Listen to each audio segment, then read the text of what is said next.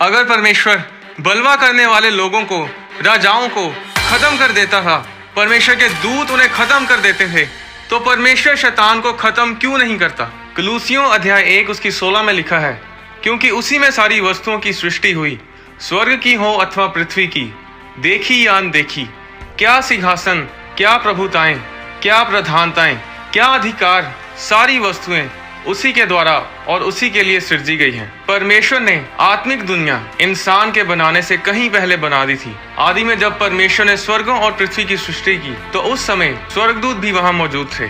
अय्यूब अध्याय 38 उसकी 4 और 7 में लिखा है, परमेश्वर ने कहा, जब मैंने पृथ्वी की नींव डाली तब तू कहाँ था? यदि तू समझदार हो तो उत्तर दे। जब कि भोर के तारे एक संग आनंद से गाते थे और परमेश्वर के सब पुत्र जय जयकार करते थे। जब आदम ने अदन के बाग में पाप किया, तो परमेश्वर ने शैतान को उसी समय खत्म क्यों नहीं किया? जब इंसान मरता है तो उसकी आत्मा या तो स्वर्ग में जाती है या फिर नरक में, इसके अलावा कोई और जगह नहीं। इंसान की आत्मा अमर है, अनंत है, आत्मा कभी नहीं मरती। हमारा शरीर तो मिट्टी से बना है और मिट्टी ही में मिल जाएगा, पर आत्मा हमेशा जीवित रहती है। जानते हैं क्यों? क्योंकि आत्मा परमेश्वर के अंदर से निकली है, और जो कुछ परमेश्वर के अंदर से निकलता है वो कभी मरता नहीं, हमेशा जीवित रहता है। मत्ती अध्याय 24 उसकी 35 में लिखा है, प्रभु यीशु ने कहा, मैं तुमसे सच सच कहता हूँ कि जब तक ये सब बातें पूरी ना हो लें, तब तक इस पीढ़ी का अंत ना होगा। आकाश और पृथ्वी टल जाएंगे, परंतु मेरी बातें कभी ना टलेंगी, मेरा वचन कभी ना टलेगा। परमेश्वर का वचन क्यों ना टलेगा? क्योंकि वो परमेश्वर के अंदर से निकला है। जो कुछ परमेश्वर के अंदर से निकलता है वो हमेशा के लिए अमर रहता है, वो कभी नहीं मरता। अब परमेश्वर ने स्वर्गदूतों को बनाया, उसने उन्हें आत्माएं बनाया। सब स्वर्गदूत अनंत हैं, अमर हैं, आप उन्हें मार नहीं सकते, उन्हें नाश नहीं कर सकते। शैतान एक गिरा हुआ स्वर्गदूत है। वो पहले एक अभिषिक्त स्वर्गदूत था जो परमेश्वर के सिंहासन के सामने उपस्थित रहता था। शैतान जो पहले लूसीफर कहलाता था, वो स्वर्ग का वर्शिप लीडर था, पर जब उसके मन में उसकी सुंदरता और उसके रुतबे पर घमंड आया, तो उसने अपने मन में कहा कि मैं स्वर्ग पर चढ़ूंगा, मैं अपने सिंहासन को ईश्वर के तारागण से अधिक ऊंचा करूंगा और उत्तर दिशा की छोर पर सभा के पर्वत पर विराजूंगा। मैं मेघों से भी ऊंचे ऊंचे स्थानों के ऊपर चढ़ूंगा, मैं परम प्रधान के तुल्य हो जाऊंगा। जब शैतान के अंदर मैं आ गई, जब वह घमंडी हो गया, तब वह स्वर्ग से धरती पर गिरा दिया गया, और तब एक अभिषिक्त दूत कहलाने वाला शैतान बन बैठा। सिर्फ घमंड के कारण उसे स्वर्ग से निकाल दिया गया। नीति वचन अध्याय 16 उसकी 5 में लिखा है, सब मन के घमंडियों से यहोवा घृणा करता है, ऐसे लोग निर्दोष ना ठहरेंगे। नीति वचन 16 उसकी 18 में लिखा है, विनाश से पहले गर्व और ठोकर खाने से पहले घमंड आता है। अगर आप घमंडी हैं तो आपका भी शैतान की तरह विनाश होगा, पर अगर आप नम्र हैं तो परमेश्वर आपको ऊंचा करेगा। नीति वचन अध्याय 18 उसकी 12 में लिखा है, नाश होने से पहले मनुष्य के मन में घमंड और महिमा पाने से पहले नम्रता होती है। नीति वचन अध्याय 11 उसकी 2 में लिखा है, जब घमंड आता है तब अपमान आता है, पर जब नम्रता आती है तब बुद्धि आती है। याकूब अध्याय 4 उसकी 10 में लिखा है, प्रभु के सामने नम्र बनो तो वह तुम्हें ऊंचा करेगा। क्योंकि शैतान पहले एक अभिषिक्त स्वर्गदूत था जो कि परमेश्वर के द्वारा जन्मा था, इसलिए शैतान एक अनंत आत्मा है जो कभी नहीं मर सकता, और यही कारण है कि परमेश्वर शैतान को हमेशा के लिए खत्म नहीं करते। पर जो परमेश्वर करेगा वो ये है कि शैतान को हमेशा के लिए अथाह कुंड में डाल दिया जाएगा। अगर आप बाइबल को ध्यान से पढ़ें तो पूरी बाइबल में ऐसा कहीं नहीं लिखा कि शैतान को मार दिया जाएगा।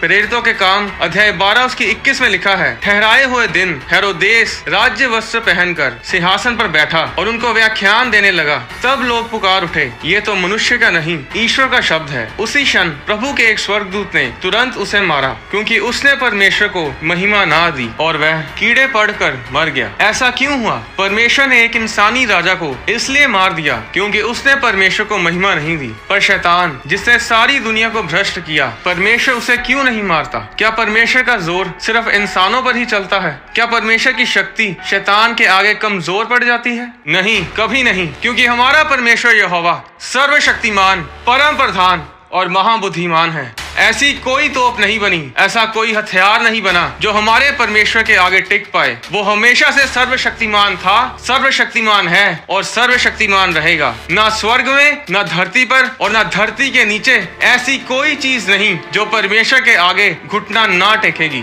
वो राजा मार दिया गया क्योंकि वो शरीर में था, उसकी आत्मा नहीं मरी क्योंकि उसकी आत्मा अमर है, पर वो नर्क में गई। परमेश्वर ने जब आदम को बनाया तो उत्पत्ति अध्याय 2:7 में लिखा है, तब यहोवा परमेश्वर ने आदम को भूमि की मिट्टी से रचा और उसके नथनों में जीवन का श्वास फूंक दिया और आदम जीवित प्राणी बन गया। श्वास का इब्रानी शब्द है रूआह, जिसका मतलब है हवा, आत्मा और श्वास। 1 थिस्सलुनीकियों अध्याय 5:23 के अनुसार इंसान एक आत्मा, प्राण और देह है।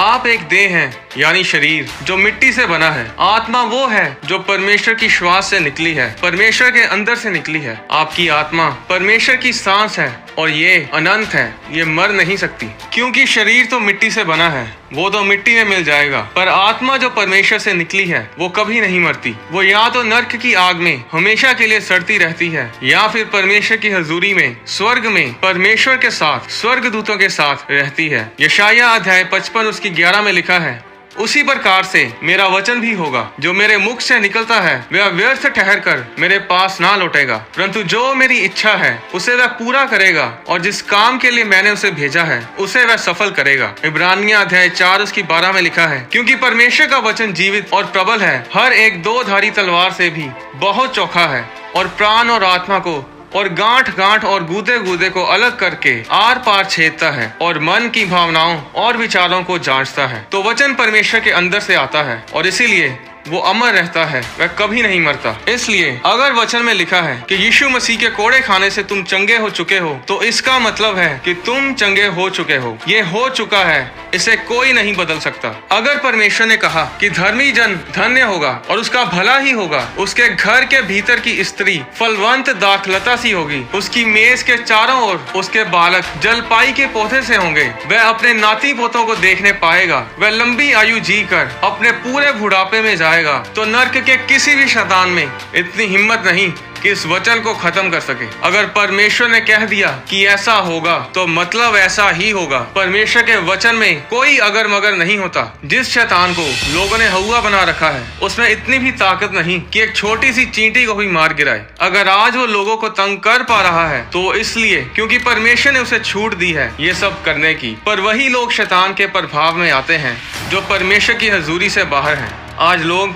प्रभु यीशु की तस्वीरों को शैतान के साथ पंजा लड़ाते दिखाते हैं। ये सब बकवास है। बाइबल में लिखा है लूका 10:18 में कि यीशु ने कहा, मैं शैतान को बिजली के समान स्वर्ग से गिरा हुआ देख रहा था। जरा सोचिए कि यीशु मसीह बैठे देख रहे थे, बस दूतों ने उसे स्वर्ग से धरती पे गिराया। प्रकाशित वाक्य अध्याय 20:1 में लिखा है कि फिर मैंने एक स्वर्गदूत को स्वर्ग से उतरते देखा जिसके हाथ में अथाह कुंड की चाबी और एक बड़ी जंजीर थी। उसने उस अजगर अर्थात पुराने सांप को जो इबलीस और शैतान है पकड़ के 1000 वर्ष के लिए बांध दिया और उसे अथाह कुंड में डालकर बंद कर दिया और उस पर मोहर लगा दी कि वह 1000 वर्ष के पूरे होने तक जाति जाति के लोगों को फिर ना भरमाए।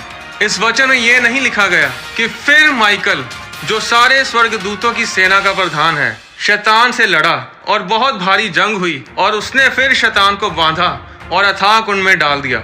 ऐसा नहीं लिखा गया। इस वचन में लिखा है कि एक स्वर्गदूत, सिर्फ एक साधारण स्वर्गदूत उस शैतान को जो पुराना सांप है, जो इबलीस है, उसे पकड़ के 1000 वर्ष के लिए अथाह कुंड में बंद कर देगा। आज लोग शैतान से इसलिए डरते हैं क्योंकि परमेश्वर के साथ उनका कोई संबंध नहीं है। अब शैतान मर नहीं सकता, इसका मतलब ये नहीं कि आपको शैतान से डरना चाहिए। लूका अध्याय 10:19 में लिखा है, देखो मैंने तुम्हें सांपों और बिच्छों को रोनने का और शैतान की सारी सामर्थ्य पर अधिकार दिया है और किसी वस्तु से तुम्हें कुछ हानि ना होगी। अगर परमेश्वर ने कहा कि मेरे विश्वास करने वालों में ये चिन्ह होंगे कि वे मेरे नाम से दुष्ट आत्माओं को निकालेंगे, नई नई भाषा बोलेंगे, सांपों को उठा लेंगे और यदि वे प्राण नाशक वस्तु पी भी जाएं तो भी उनकी कुछ हानि ना होगी, वे बीमारों पर हाथ रखेंगे और वे चंगे हो जाएंगे। अगर परमेश्वर ने ये कहा है तो ऐसा ही होगा। पर सवाल ये है कि क्या आप एक विश्वासी हैं?